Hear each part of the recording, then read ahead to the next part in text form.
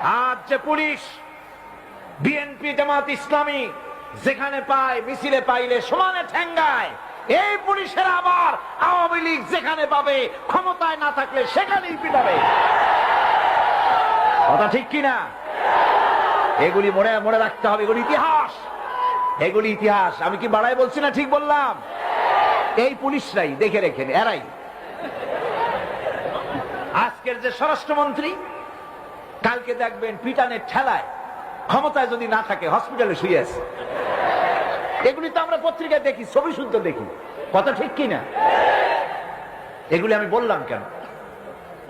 এই জন্য বললাম, ইতিহাস ভুলে যাওয়া উচিত না, ক্ষমতার দম্বে পাগল হয়ে যাওয়া উচিত না।